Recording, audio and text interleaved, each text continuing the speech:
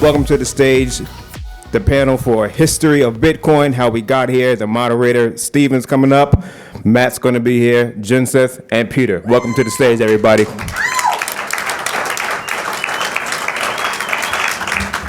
And also, just a reminder, if they do open up the floor, we do have a microphone down here for questions and answers. And to the panel, just make sure you walk up to the microphones. Fantastic. Thank you.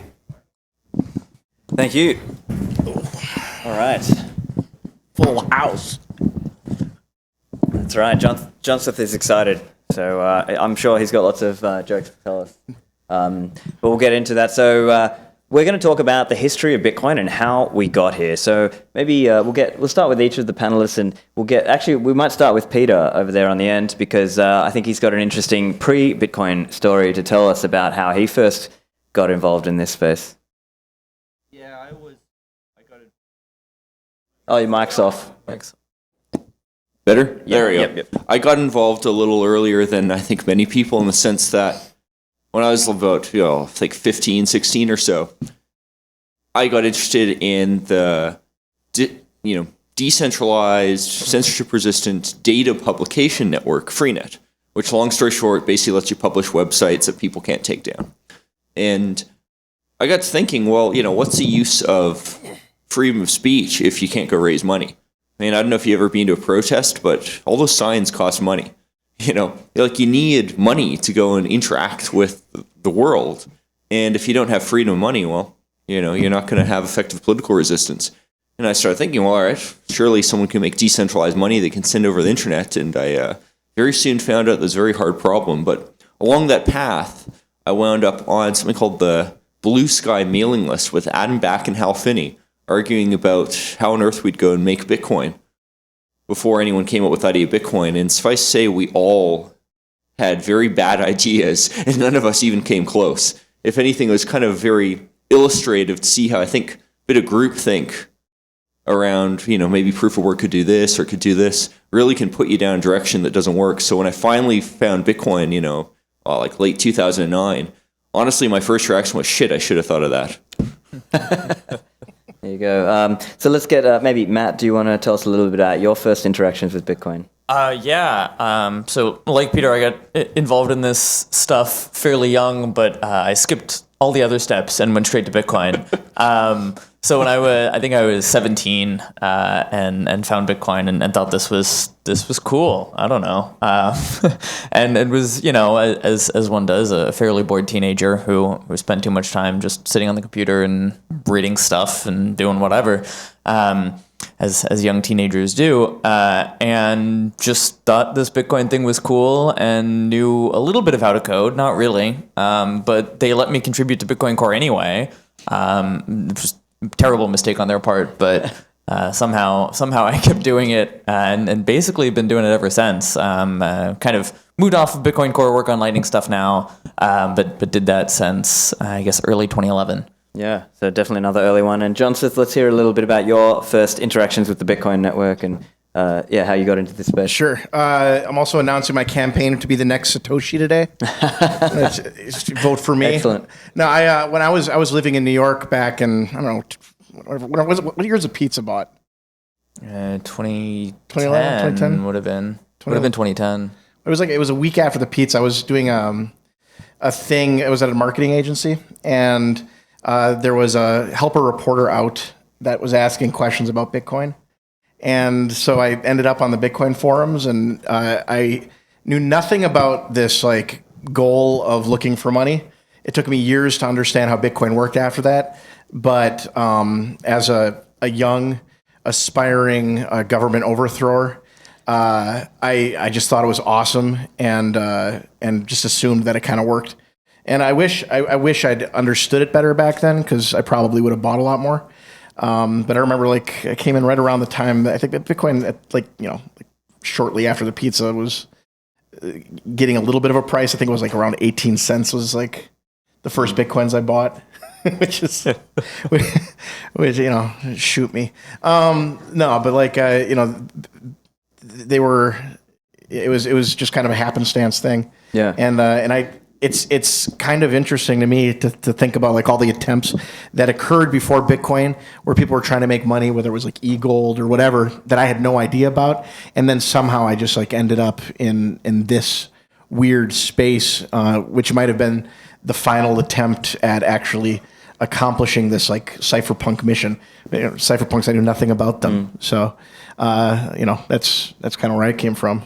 Yeah, sure. And I think Bitcoin has it's changed a lot over the years. And so obviously the understanding, the way people interacted in, say, 2008 and 2009 versus nowadays in 2021, there were different, I guess, forums and methods Bitcoin people would chat, right? So there was, the Bitcoin Talk was like a famous early forum. And I suppose you guys are all familiar with that. There was the Bitcoin IRC channel, and there was the infamous Bitcoin-OTC channel where OTC deals went down. I'm wondering if you guys have any stories to tell from, when you were first getting into Bitcoin or in those early years, if you have any stories around how people would interact in the Bitcoin world.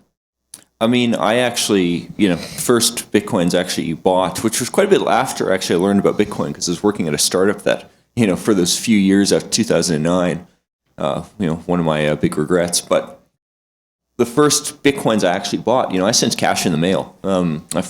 For life of me, I forget what the service was called. It was, address in BC, and you'd put a few, $20 bills in an envelope and send it off with your Bitcoin address written down on a piece of paper. And, a week later, you'd suddenly have money pop up in your wallet. It was great. Unfortunately, no one really seems to do that anymore. It was a great scheme. And I'd even go to work and like get out. Well, I worked in electronics. I think today we might call that money laundering. Well, let me get on the rest of my anecdote, which is I would actually go take Canada, all the bills are plastic, so I'd go to work, get the alcohol wipes, wipe them out, put it with, whatnot, so there's no my DNA on it. I'd go and, carefully stick it into a letterbox, and it was great. Because So you're saying you laundered the money before you sent it? Yes, I laundered the money before I sent it. Because why the hell not? I had an endless supply of alcohol wipes at work for electronics cleaning, so why not? This sounds like fun. I even had a clean room at work I could do this in. It was great. Yeah. Anyone else want to? I was mining Warcraft gold back in the day on the Warcraft blockchain, or Diablo gold on the Diablo blockchain, and I was jumping into IRC and selling it. This was back when like Bitcoin was, I think, I remember the world for me is like what price was Bitcoin when that happened. So this was when Bitcoin was like $7, and I had a partner who was doing it with me. He was the one running all the bots, and I was going and finding the buyers. And I asked him, like, do you want to, we're selling probably $50 worth a day, $7 a Bitcoin. And I look at him, his name was Andrew. Andrew, you want to keep this in Bitcoin, or do you want to like just sell it for, dollars? And he's like, he asked me what I want. I was like, hey, I'm a Bitcoiner. I think we should keep some Bitcoin. That'd be great. He's like, nah, I want the money. It reminds me of that story, the Apple guy who took the cash instead of the Apple stock. Yeah. I laughed every time I would sell it. I'd be like, yeah, this idiot. So Matt, any stories from you? Any early OTC deals? Yeah, I mean, I mostly stuck around the development side of things, hid in a corner and didn't interact too much, but I did obviously use my parents' power to mine Bitcoin. It was great. It was free power as far as I was concerned. And did a few, did a few deals on Bitcoin OTC. Bought some, computer parts. I think I might have actually sold some Bitcoin for PayPal USD on my dad's PayPal account. That was great. Got some real money. Like $50 for, I don't know, probably 50 Bitcoin or something, and that turned out to be a bad idea. But did either of you guys run into Murch's group ever as developers? Whose group? Murcha Popescu. Oh yeah. He had like that group of like religionists. No, I thankfully avoided that group almost entirely. Bitcoin assets, right? Bitcoin assets. Yeah, that's it. I ended up in there. I got summoned once. Yeah. And I didn't know what it was. Junseth, can you just explain for people who don't know what was Bitcoin assets? So Murcha Popescu, rest in peace, was a wonderful old Bitcoiner who had a lot of very, very strong opinions. He became very wealthy because, as you all know, Bitcoin went up and he held it. I believe he had some strong opinions about Jews too. Yeah, but he was not a nice guy. He bought a castle where he kept sex slaves. and you know, and it was Alleged just- by the local prosecutors, right? Allegedly, And you know, it was a fun old place. But like Murcha died a couple months ago. That was recent. yes. But he had a group of Bitcoiners called Bitcoin Assets that had very different opinions about how Core should be run. So they had their own development, their own implementation of Core. I mean, it runs basically the same way, but they wanted control of it. And Well, didn't they forked off the code from when Satoshi left. Yes. So at some point after, I mean, this But was years still- later, they went back to the old Satoshi code and then forked off from that point and said everything after this is illegitimate and we're gonna. But it was still in consensus. Yeah. They were like the Luke Dash Jr. of blockchains, though. Yeah, I mean, I was chatting with another Bitcoiner a while back, and he kind of held them up as like the example of people who can, you know, strongly object to changes in Bitcoin and still kind of interact with the rest of the Bitcoin network. Is like they had this completely insane, you know, they didn't enforce P2SH or CSV or SegWit or anything. I mean, like, and they were still using it, and they only ever lost money because they took zero confs. And then quite simply, that was their mistake. So interestingly, though, I think I don't know if you know this, but like Murcha was like largely responsible for the Bitcoin economy down in Argentina. His group By that.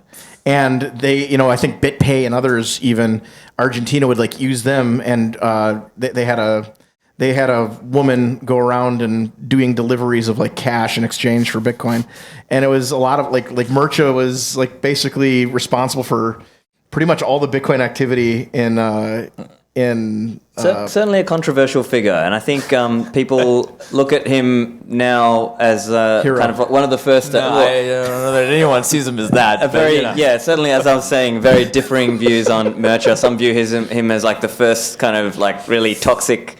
He was definitely the first super toxic Bitcoiner.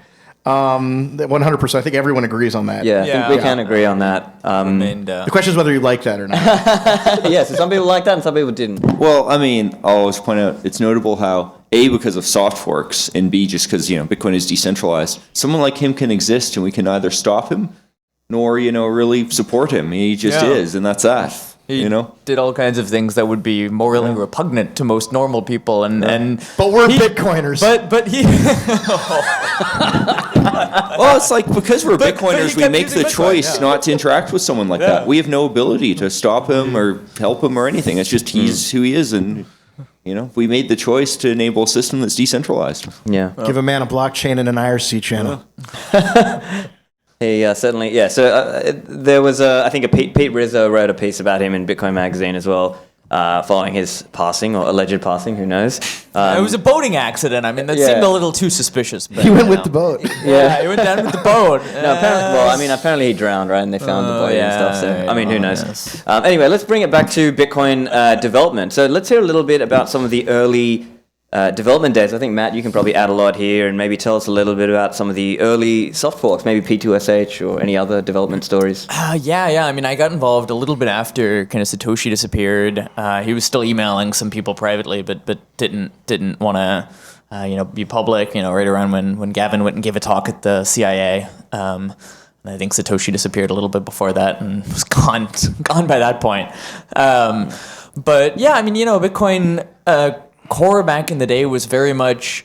Today, there's a lot of people who work full-time on Bitcoin Core, almost entirely through the generosity of various companies in the space and various funding models. But at the time, it was, you know, all of us were part-time. I think Gavin went full-time after a little bit, created the Bitcoin Foundation, which also may be a history that was Most the important funnest organization in Bitcoin. but if, you know, for the most part, it was kind of like, well, you know, Gavin has time to like kind of work on this, and everyone else was kind of like, yeah, you know, I've got some time, a few hours on weekends. It's just like really cool, and I wish I had time to do it, and like kind of, you know, just, it was kind of a side project for everyone. And it wasn't till basically the founding of Blockstream that a lot of these people, a lot of those early contributors, Peter and Greg and myself and a few others, had funding to almost work full-time on Bitcoin Core, but full-time on Bitcoin projects. That was obviously many, many years later. That was when you guys conspired to control the code. Yeah, we all got invited into the Royal cabal, Society of yeah. Lizard People, and we all joined that and took a blood oath to join That's what I Lizard figured People. happened at Blockstream. Yeah, you know. Well, I kind of come from a bit of an odd place there in that, I have a fine arts degree, and I kind of somehow came into tech through very odd, convoluted way. But, when I looked at Bitcoin, what I realized kind of early on is not only is this tech political in the sense what it does to the world, it's political in the sense of how it actually works. Because it's a consensus system, the way you make changes to a consensus system is through politics. You convince people to do things. And that was actually the thing that really attracted me to do, getting into Bitcoin development and being a part of that. To, do those things. Of course, sure enough, one of the few things I've actually done on it's A, RBF, and B, check log time verify. One of them is very controversial, another one isn't. But the process of getting both of them in was, a big political struggle. Funnily, the strong political one there is not a consensus change, right? RBF. Yeah, yes. Everyone pretends it's some kind of consensus policy, and Merceo was a big fan of taking zero confs. Turns out that can just change, and oops, lost money. And, I realized with RBF, because it was not a consensus change, you could do all kinds of interesting things to push it through without approval of others. Right, and I think that is an interesting point. Back in the early days of Bitcoin development, there was a lot more, obviously there's still kind of politics, but it was a lot more, we could vote on stuff, and Bitcoin Core could just do stuff, and kind of Gavin would decide to do shit, and all right, are we allowed to curse up here? I don't know. Fuck. No, you go for it. So Gavin would kind of do shit, and sometimes people would push back, and it would get stopped, and Gavin would say maybe this was a mistake, but no one else had the time, and it was kind of accepted that Bitcoin could kind of change a little more freely, and certainly Satoshi had changed things almost by decree.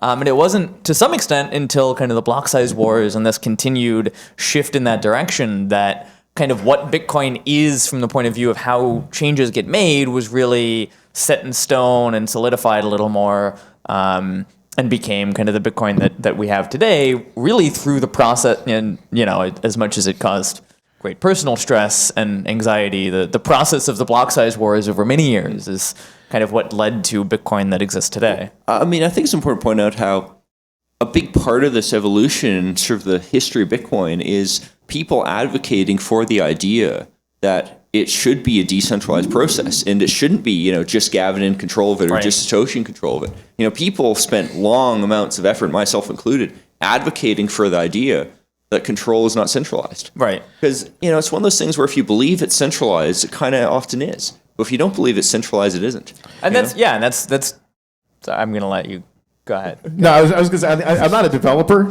although I am a core contributor. I've done updates to the comments.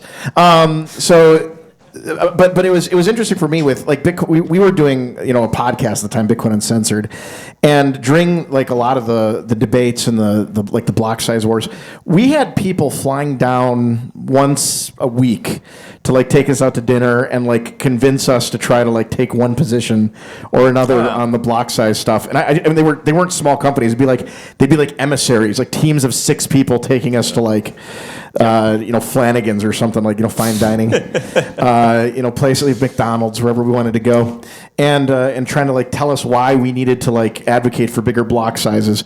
No. And I have no idea. I mean, you guys probably were getting that times 10. Yeah. Well, I mean, I think maybe that started, we were getting that, and then eventually it was can we have him killed? Can we hire something? But no, I mean, it was really that process, and to your point, Peter, that if we all as Bitcoiners agree that Bitcoin changes based on what Satoshi or Gavin or Vladimir or whoever says, then that's how Bitcoin changes, and that's basically how every other cryptocurrency works, and that's fine for the things that they're trying to accomplish, but that is what sets Bitcoin apart, is not the developers deciding that Bitcoin should be hard to change, but specifically that the community is active and says oh yeah, you're trying to change Bitcoin, we're going to say no, or hopefully we're going to say yeah, actually your change looks good and that's fine. But if something were to be proposed that's bad, let's say a court were to say you have to steal a bunch of money and give it to Craig Wright, then all of the Bitcoiners in the world would look at that and say, wow, this is fucking stupid. Hail and Satoshi. Just not run the run that code, right? It's interesting how even little things Bitcoin Core has never had an auto update mechanism. We've never advocated for that. We haven't even published official, apt repo, so your Debian installs can update automatically. Whereas you look at something like Zcash, well, not only does it do that, the Zcash code base just stops working after a timeout period. Right. And they're not the only one. They're just one I've actually used where this happens. And sure enough, I've logged into my node at home where I do have a Zcash node with trivial amount of money. Zcash is and your it just fault, stops Peter. working. It's just such a different model. Can we talk about Zcash? I mean, like most people don't know anything about it. It's just really, I think it is a really interesting time in Bitcoin history when we were all kind of wondering like what privacy protocols will work and are interesting and stuff. Part of the like there's certain researchers who like kind of invented some of it, like tried to pitch Bitcoin Quora and like you should just change Bitcoin and just add this and like you can just change it, right? And it's like no, we can't just change it. You have to like convince Bitcoin. But you want to just adopt our protocol, right? And just change Bitcoin. No, that's not how this works. You have to like convince the Bitcoiners to do that. And it's like no, you can just. And eventually they went and made their own coin because they got tired of that. Well, and also I think like something that's underappreciated there, and I would say I think academics behind like Zcash, Monero, and so on definitely underappreciate this, is part of the history of Bitcoin has been figuring out what levels of risk you take, technical risk. Now, Zcash, multiple times, I think it's most recently like the third time where they've had a bug which could have inflated the currency and completely destroyed Zcash. You could never know. All right, you Bitcoin can has take not that had risk with $1 billion, but do you want to take that risk with the biggest currency worth, what, 100 billion or something these days? Like Trillion. Peter. trillion, whatever. I don't know. A little bit there. Yeah, it's a lot of money. Printing more Bitcoin. Well, all right, yeah. In my defense, go burr. $1 trillion isn't what it used to be. So I mean, it is fair to point out, and not like fighting Bitcoin or whatever, but there have been inflation bugs in Bitcoin's history. There was the famous, had one. But they're fundamentally different because But you a can drunk detect it. fine arts student. See it. So the thing with Bitcoin Yeah. is an inflation bug in Bitcoin is fundamentally different because a drunk fine arts grad with a calculator can figure out, those numbers don't add up. Well, that looked wrong. That We might should take you fix a this. while though. You're gonna. Hey, I mean, hey. He'll get I'm there. a fine arts grad, and I'm pretty sure I could go add 1 + 1 and find the inflation bug that we've had. Whereas Zcash, like if you had an inflation bug, you just don't know. Yeah. Monero has the same issue. Yeah, And so we would it's distinguish a fundamentally then. Yeah. different thing. And part of the history of Bitcoin has been deciding these issues. How much risk do you take? And so far, the answer has been, well, we're not going to take very much risk. We're going to build something rock solid. Right, and there's also scalability trade-offs there, which, I mean, basically it's become the third rail. I mean, maybe it's slightly less so now, but was for a long time the third rail of Bitcoin politics is we do not make trade-offs around scalability because that pisses everyone off for one reason or another. Yeah. So I guess that's also coming into the aspect of getting people on board with a change. That if you want this change to happen, you kind of need it to be win-win-win enough across the ecosystem that nobody's really being harmed, such that everyone supports that change. Is that how you guys are thinking of it, or how would you disagree? I think the history of Bitcoin changes is actually not so much being like win-win-win as much as very little happens unless it's a soft fork. Yeah. And Right. But even those, it's like, here, it's a win for this, or like maybe most of them are like, it's a win for this one little use case, and then everyone else just doesn't care, right? Well, And I guess- it's not like a major loss for this or that. I guess what I'm trying to emphasize is that things that you could have claimed to be a win-win-win, they still wouldn't happen because this wonderful technological mechanism of A, we don't do breaking changes, and B, we have the soft fork mechanism. And that's what allowed, SegWit to happen. Yeah. Right. And also be a block size increase. But the beauty of SegWit was it was a one-time block size increase. There was no way to repeat it. Right. Yeah, I thought that was really interesting too. The way that Luke basically figured out this weird hack that could be fit into Bitcoin to basically create the block size increase, but also fix malleability. Right? Are we ever going to have to hard fork?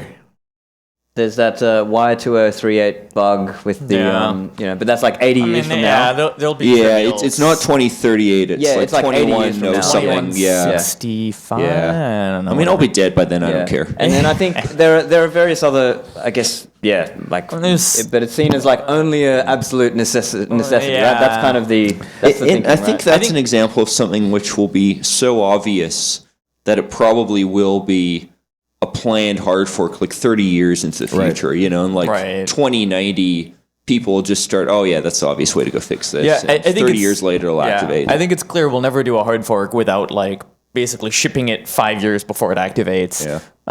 But I don't know.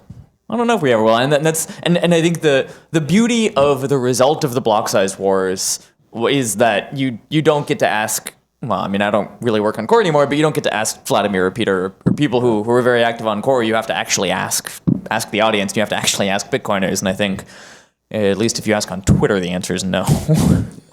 So bringing it to, I mean, part of that is also our understanding of Bitcoin has changed over time. So maybe in the early days, everything was all in one. It was like a node and a miner. And now over time, we're slowly splitting. In a marketplace. Original Bitcoin software had like a decentralized marketplace built in. Yeah, it was a whole thing. To be clear, a completely busted decentralized marketplace. Right. It didn't ever work. Right. But obviously Satoshi There's some was working initial on it. code to try to get there. Yeah. Never. So, Forgot about that. So I guess then from a historical standpoint, there were some elements that had to, I guess, be split out, and now we understood those things a little better, more than we did before, right? Like this idea, like people used to think of like your node and your wallet was all one thing, and now right. I mean, Satoshi had this theory, I think, that kind of was, like in order for people to use Bitcoin, in order to get people to adopt Bitcoin, that piece of software that was shipped, the Bitcoin client, had to support the kind of uses that people wanted to use Bitcoin for. So that included a decentralized marketplace and payments and mining and whatever. Obviously, that might have been true at the time. That's definitely not true now. And that's kind of a function of like, well, there's a ton more developers in the space and they can all build their own little apps that do the specific thing. And there's enough users that can just use a different specialization. But to some extent, that's just a function of the size of the space. And it's important to note for the non-programmers in the audience that from a programming point of view, it can often be easier to just put everything in one application initially. Right. It just takes less work. And, Satoshi was probably one person. And, well, getting things shipped in time, actually, that's valuable. I also don't think that Satoshi really knew exactly what he'd built. Like he thought a lot through this, but like you look at the old forum posts, the guy, I mean, like Satoshi compliments Ripple. He compliments Namecoin, like a number of projects. To be clear, remember, Ripple back then was something completely different. Right. There's two different Ripples. That's true. But he says it looks like a legitimate use for a blockchain. I don't think that like he'd thought through the idea that like possibly money is somewhat monopolistic. Like this might all end up on like sort of the whole Ripple reputation network. The original Ripple was like this weird reputation network. I remember. That was weird. Yeah, but it was like Koala, basically. Yeah, it was Koala. Yeah. I mean, I think there's no question. Like, Satoshi clearly was a child of the cypherpunk movement in one way or another, whether he was active in that or not. But like, had clearly read a lot of that history, and so was, obviously that movement through the 80s and 90s had figured a lot out in terms of what X and Y might imply, and like how digital currency might imply different things. And so Satoshi was clearly aware of some of that, but certainly working past. I think there was one release, and John, I guess he's not here. John Newberry has speculated that this specific release is kind of where Satoshi discovered the concept of Softforks. Yeah. And so he removed the op-ver opcode, which was kind of the hard. Every release was implicitly a hard fork because you could push the current client version onto the stack. Lovingly named for Roger Ver before Roger Ver was involved in Bitcoin. And also at the same time added a bunch of op-nops. So like it clearly kind of discovered the concept of soft forks fairly late into the development of Bitcoin from Satoshi. So clearly, hadn't figured everything out, was kind of figuring things out as he went. Well, it's interesting how, the Bitcoin white paper is fundamentally broken in that it talks about longest chain when longest chain doesn't actually work. Longest chain was in the first client too. It was eventually removed. Yeah, like the way Bitcoin has to work is by most work done for long technical reasons, but the fact that could have been wrong on day zero. Most valid work, right? Yeah. It's I'm not going to get into details, but long story short, that's such a fundamental thing was busted, right? And it's led astray so many academics since who go write papers assuming it works by longest chain. Right. And David Harding has that great kind of spelling out of here are some of the errors, and now potentially some of those things are kind of getting fixed up. And even, the white paper is just enough to convince you that Bitcoin is a possible system that might work. It does not describe the system in whole. It does not describe script. It does not describe all kinds of stuff. But we can have, at least, like, if you want that Bitcoin, we have Bcash. Yeah. Even Bcash has changed. No, it's Bitcoin. What was it? Bitcoin Unlimited? No, what was the one that you create? You select your own block size and just like pick your own adventure. Was that and you fall out of Satoshis consensus? Vision, the SV, or No, I don't know anything about it. It's Unlimited. Yeah. Pre-SV. Well, it's Unlimited. interesting. Like what we pick your own adventure mainly Bitcoin. think of Bcash, but like there that. was actually a couple iterations of this to get to that point. Right. There were many iterations. Yeah. And and for me Unlimited, personally, Classic, like Unlimited, 2x. Well, wasn't that like a very classic understanding, like how lobbyists kind of come together, because they, like, Mike Hearn had his project, others had their projects, and they kind of combined it into Bitcoin XT, and then that became Bitcoin XT was the Cash. first one. Yeah. So speaking, you just reminded me. I think one other one that was an interesting. It's kind of related is Garzik and the early deal. I think you know this story, Matt. The 2x or the early as in, one. I think it was an OTC market deal, and then he sold like 5,000. I think it was 5,000 coins for. Oh, I don't remember this. Yeah, one of the early OTC deals. Right. Yeah. If you don't remember, then don't worry about that. But yeah, I mean, going back to the, so there was that process over time of people, I guess, trying different approaches, right? So XT, 2x was unlimited, classic, all these various attempts to raise the block size. And How so do we this get the was- biggest sign-on letter so that we can show that we're totally serious this time? We're very serial. I mean, Tim, whatever.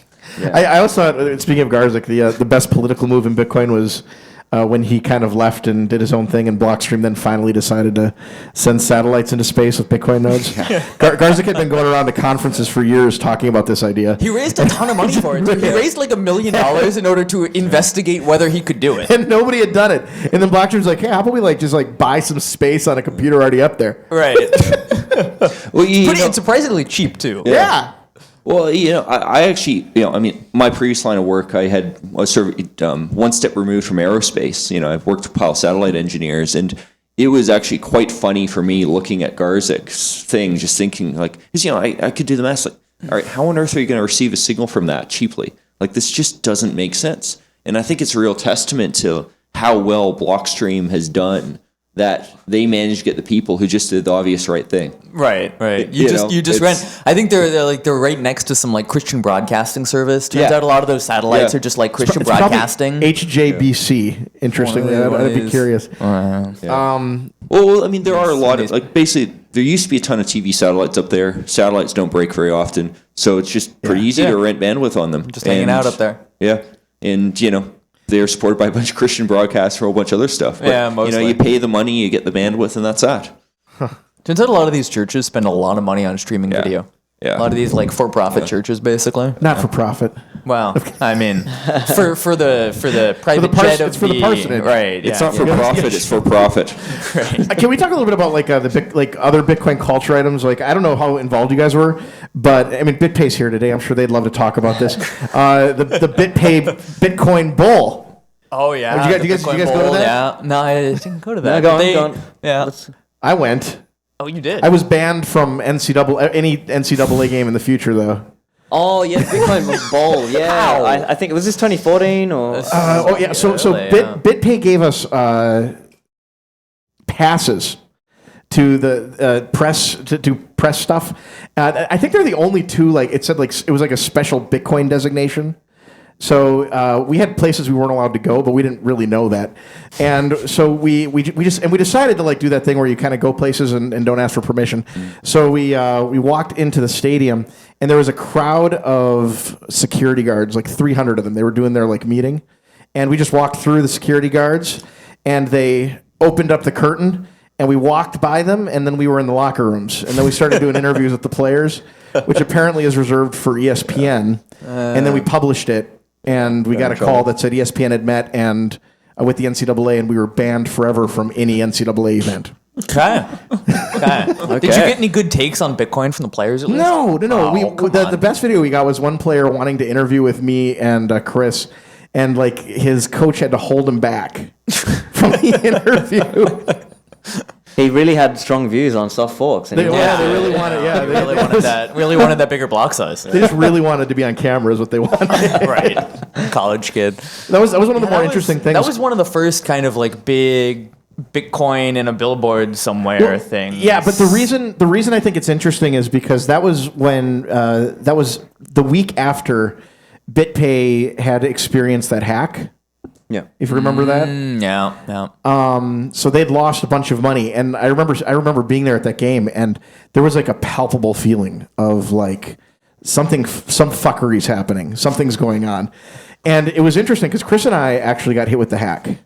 Okay. So we had all the emails and everything else that they got, so we knew exactly what they were talking about. Someone had sent an email basically trying to get I think I remember this now. to log into their Google Drive account. And a lot of people did it. Right. And it was a really like well-written email. Like they got to know the person, and they wrote in the voice of the other person. But like it was just really interesting because BitPay had done it with a bunch of other people, I think planning on getting sponsorship.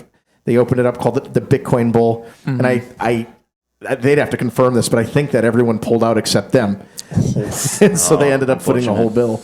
Oof. Yeah. But yeah, I mean, it was one of the minor-ish games. I mean, it wasn't the first tier NCAA game, but it was the first kind of like. And since then, like, it seems like now everyone wants to throw money at a bowl game. The We IndyCar thing. FTX, the FTX Center or whatever. Well, yeah, now I mean FTX is just buying everything crazy. now. Yeah. But if you're an American, you can't use FTX. But all of the bowls here, all the like stadiums are named after FTX. Seems Branding, weird, I guess. but Yeah. And speaking of losing money, I think there's a lot of funny stories, and I'm sure you guys will have stories. There were a lot of scams. There's a lot of scams today, but in the early days of Bitcoin, there were a lot of scams on the Bitcoin Talk forums and things. I'm sure you guys might. Do you guys have any stories? I mean, something I find kind of curious is how the people sort of I knew and interacted with, it's really hard to find examples of any of them falling for any of these scams.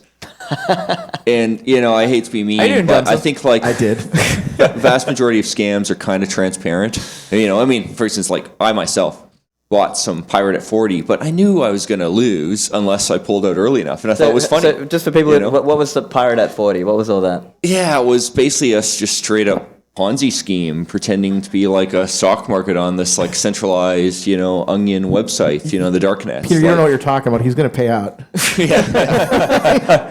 But I bought, probably back then it would equivalent like $50 worth, and I figured, this is kind of funny. Let's see what happens if I wait, 2 weeks. And I brought out, and it was probably like $150 or something, and then that was that.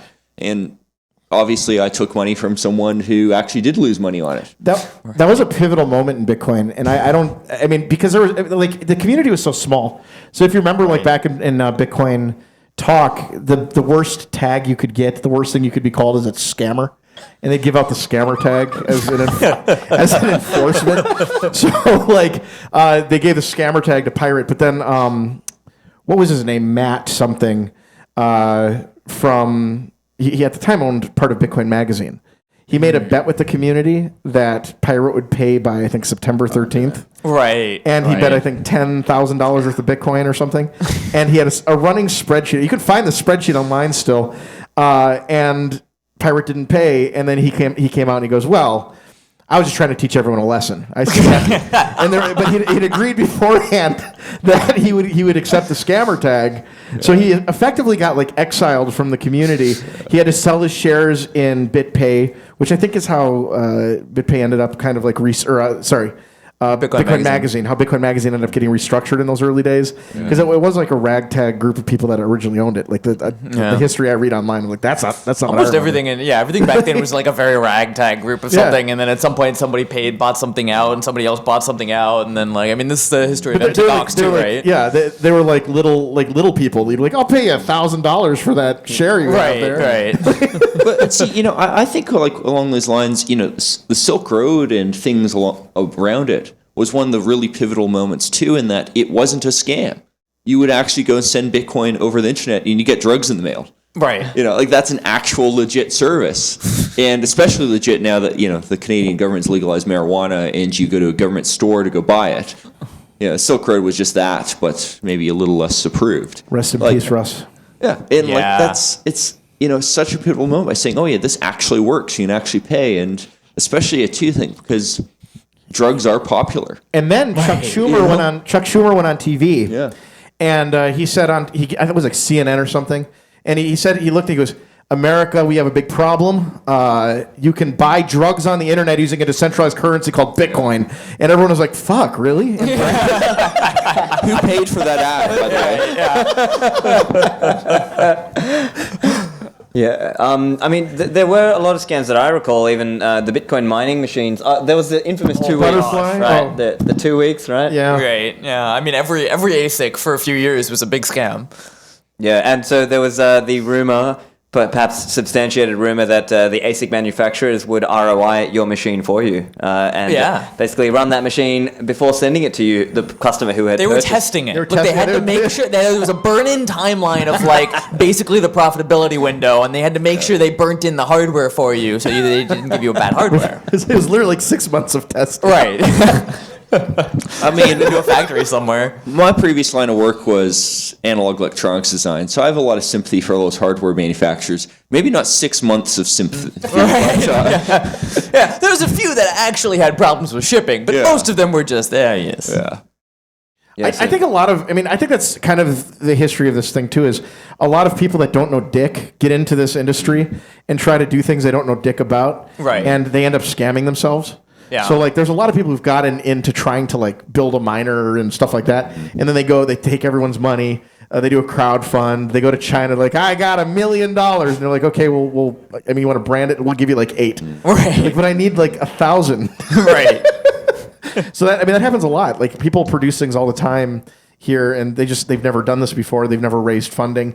For a while, VC wouldn't touch us. Oh, So, yeah, like, forever. yeah. I mean, like, now we're back to that, right? VC doesn't touch Bitcoin anymore. They only touch, like, tokens. oh yeah. Gotta love those tokens. So yeah, what about the history of, I guess, raising money in the space? Like, has that been? How has that shifted over the years? I once asked Roger Ver for money. He said Did he say yes? he said he would invest if it worked, which I thought would be too late. yeah. Did he also give you money to support Bitcoin? No, Bcash this is or before something? Bcash. Oh, This is before the wars. So when we were all still friends. yeah, We were all still friends with each other. this is after I got kicked out of Satoshi Roundtable. I think one of the curious things about Bitcoin is because it was tied to a currency that's risen dramatically, and there are a lot of people who made a ton of money off that. Raising money in Bitcoin is much easier than for other privacy-related projects. Right. You know, it's so much easier for Bitcoin stuff to have gotten money than, say, Tor. Yeah. You know, that's just a fact. Yeah, although, I mean, development, like Bitcoin Core development, was not super well funded until there were large companies throwing money at it. Bitcoin is, there's this weird dichotomy of like Bitcoiners, there's a lot of Bitcoiners who've made a lot of money, and most of them are stingy as fuck. But it's still so much better than so many other open it's source better than Tor. environments. It's better, Like, it's better than a lot of things. But it's probably also fair to say as well, during a bull run, it's much easier to raise money than during a bear market, obviously. Because during the bull run, everyone's like, I want to put money in. And in a bear cycle, obviously. Some of it's a them lot are harder. stingy as fuck. Some of them are living in hotel rooms peeing in bottles. Yeah. There's a lot of those.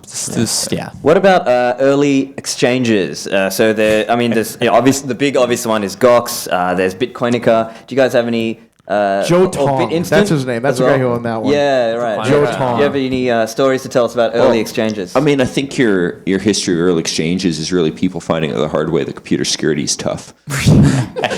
and also people who have no business running an exchange, writing it in PHP, and Sometimes I forget that. Didn't Mt. Gox originally pass your password in the URL? probably Back, like, when it started? Probably. I mean, Mark Karpellis' forum signature forever was PHP can do anything. He's not wrong. Technically, That's not securely. It is Turing complete. I mean, so Bitcoinica is, I think, maybe the most interesting early exchange. It was really like the first exchange that a lot of people used after like sending people money in the mail or PayPal, like whatever else there was, or letting people sign into their bank account. And that one, it was run by this, I don't know, how old was he? 12? He was like the Talix age, and he ran the exchange pretty well actually for a while, and then Amir Taki, I think, was getting involved in writing code for it, and I guess like I'm not a coder, so I don't know if this is the truth, but this is what I understand have happened. Amir left the private key basically for the exchange in his code and uploaded it to I GitHub. believe it was someone else did, but then Amir uploaded the code not knowing this. To GitHub. Right. And to be clear, like in programming, putting private keys in code repos is a terrible idea. It's just categorically a terrible idea. Back then, it was a terrible idea. You just don't do that if you're competent. And well, what do you know? Right. And then they DAO'd the exchange. I believe Amir Tauki wound up in a lawsuit over this or something. Oh, although, sure. There's so many lawsuits. He left and then fought against ISIS. So Yeah, I mean, it's hard to sue someone who's, literally like, fought against ISIS. currently in the war zone. It's hard to sue them. It's hard to serve them. It's kind of. we have the weirdest people in Bitcoin. But yeah, like Bitcoin. then Mt. Gox happened. Yeah. I think like. I mean, it's funny. If you guys are all new, then you're probably completely lost. But a lot of the people here have kind of heard tangentially some of these things. So like, Mt. Gox was Magic the Gathering card exchange for a while. Online exchange, yeah. It was bought by Jed McCaleb, I think, Yeah. who turned it into a Bitcoin exchange and then was handed to Mark Karpellas, I'm sure, for some money. And by that time, like. We all kind of knew that moving money was harder than you thought. We all thought that, like, for most people, you get your credit card, whatever, you give them the automatic payment, your credit card gets paid off every month, you can buy your groceries, it's really easy. But for Bitcoiners back in the day, it was like fucking impossible. You couldn't move. Yeah. You couldn't move money. You go to your bank, you'd get kicked out. They'd be like, that's like an account in Japan you're trying to wire money to. Right. And so. And like the banks would kick them off. So like you're helping people launder money. We can't have this. Right. And we were all like, we need somebody to like make this easier. And then, but like we all knew like whoever would do that would go to jail. Right. And yeah, then- it was like very clear that like this was a money laundering scheme that was going to land you in jail if you ran a Bitcoin exchange. And then a small, hairy man who looks like a monkey showed up named Charlie Shrem. And he said, I'll go to jail for you. And he did. And he went to jail. Sure did. He went to jail. And he started BitInstant, and that was probably the most important thing in the early days of Bitcoin, being able to move money in and out of exchanges. Yeah. Infamous. So people don't know, BitInstant was like that service that people would use to get that money in, and it was a common thing, like in the US, certainly. It turns out if you run a business selling Bitcoin and someone comes to you and says, hi, I want to buy drugs. Can you give me some Bitcoin? Sure. And you say yes. Yeah. And in email, the prosecutor's office is not going to like this. Even like 5 years later. There's apparently not statute of limitations on that, but yeah. Yeah. But yeah, that was really important, and I don't think anyone will appreciate how much easier it was to send an email, get a little card back with a number, walk across the street to Walgreens, pick up a little blue phone, talk to an Indian, whisper the number to the Indian, hang up the phone, walk to your bank, say some magic words, sprinkle some dust in the lobby, then go home and have the money appear 6 days later. I don't think you guys don't appreciate how much of an innovation that was. I mean, Yeah, I can't appreciate it because in Canada, for whatever reason, the regulatory environment's always been nicer, and Bitcoin exchange run just fine. You're communists, so. I mean, there's been like CA. Like I first started using CA Vertex, which was in Canada probably in 2015 or so, and it Are they just still worked. around? What happened to them? Well, I think Kraken bought them or got them somehow. I mean, somehow my CA Vertex account is now my Kraken account. Oh, okay. So All right. that somehow happened. But like, it's just not really an issue. It's really not a big deal. Like I can walk not very far and find a Bitcoin ATM near my Meanwhile, my apartment. bank still tells me no if I try to send money to Gemini. I mean, like, come on. Yeah. No, it's just a very different environment outside of the U.S. So, I mean, that's also been an interesting thing as well, the non-KYC aspect. So people who want to acquire coins without KYCing for them, that was a lot easier in earlier years, whereas nowadays it's becoming a little more difficult. Depending where you are in the world. Yeah. Again, it's still very easy in many parts of the world. It's just the U.S. is, well, the U.S. And that's part of the like kind of magic of Bitcoin to some extent is like, that there And like when you talk to people on Wall Street too, it's like this is still like there is value in Bitcoin because it's this like weirdly liquid asset, and like some random dude is like standing up an exchange in Nigeria and like operating it there, and that's fine. And like, And he's not a prince. surprisingly, Legitimate guy. surprisingly, it's actually trying to run a legitimate business. And then there actually are several good exchanges in Nigeria, and that is disconnected from someone running an exchange in the U.S. where maybe there's a higher regulatory burden and maybe they have to be, take out ads on the subway and say like, crypto needs rules and we're gonna institute those rules and then still get banned from banks. But that's okay. Bitcoin decentralizes like specialization. Right. And I think that's one of the most, to me, that's the most important thing that I've ever seen grow out of Bitcoin. There's a guy who many years ago sent me a tweet or a DM. This is before I was declared a Nazi on Twitter. And he wanted to write a children's book. And so, he was paying someone in Argentina or, Venezuela to do all of the art. And he's paying him nothing compared to what you'd think an artist would make here, but he's paying an artist in Venezuela who's doing really excellent art to do this. And this is many years ago, and that person was getting the Bitcoin and feeding their family. And I thought that was really interesting that like this entire global marketplace had opened up, especially in countries where you couldn't like send remittances or anything like that. And I mean that's a great thing. And then you see the same type of weird thing on the other side with like the crypto locker type stuff, where they have like a literal phone number that you can call for like customer service. It's like Customer support for our crime organization. Yeah. You have your computer gets locked, and on there it's like call 1-877. Unlock your computer to help you buy Bitcoin and we'll help you. Yeah. And they even have a risk department. They decide certain targets are too risky, so you can't like. There's like a whole federated crime or syndicate thing, and they have a risk department. It's great, and they're like a proper company. They have like Indians or Filipinos, and if you know who it is, the FBI is offering $10 million if you know who it is. Yeah, but you pick up the phone, they'll answer it. They'll walk you through it. I don't think that those people are committing a crime.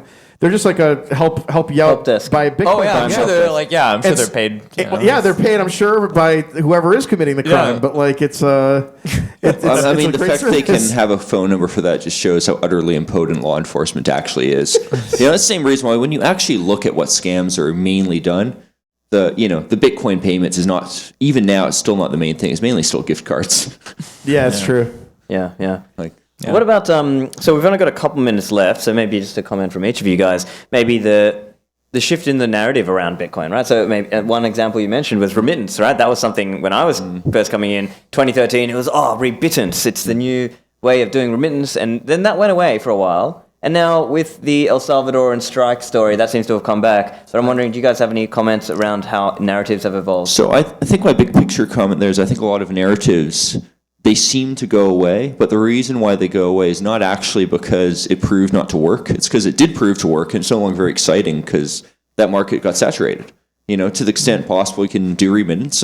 There seems to be a ton of people doing it, and the growth isn't quite as fast as it was in the early days. Same thing as like custody of Bitcoin, so big companies can hold other assets. I personally did a bunch of consulting for companies looking to get into that and offering services there.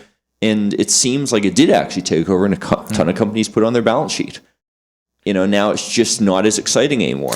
Yeah, Bitcoin has this weird thing. It was like, everyone got involved and the price has this like, crazy hockey stick and whatever. And everyone, certainly, some VCs got involved in Bitcoin at some point, and like they kind of always expect this like hockey stick growth and everything. And the reality is by user volume, by user count, whatever, Bitcoin is just like slowly plodding along, got this like little linear growth, maybe a little super linear, but not by much. And it's like, so a lot of these things have happened, but they have happened on this like kind of linear growth timeline that by comparison to what you expect from like, the growth of like a social network or whatever, some like social media company or something like that, is just feels boring. But at the same time, it's not, just some social media app that people are using. It's like people are actually changing the money they're using and the way they send money. And that's like something very fundamentally different and much harder to accomplish. And the fact that it does continue to grow at this kind of slow and steady pace and maybe is accelerating a little bit, but like that the actual real user base of Bitcoin, the people who need it and use it, continues to grow is impressive in my mind. It's just like continues to grow on this like kind of linear-ish path. I think The last comment. the problem with you two is that you hang out with like fairly smart people, and I think you have to Bitcoiners are absolute idiots for the most part. So like the reason that People are absolute idiots. yes, for the most and part. Bitcoiners are just a cross section of the dumbest of them, and.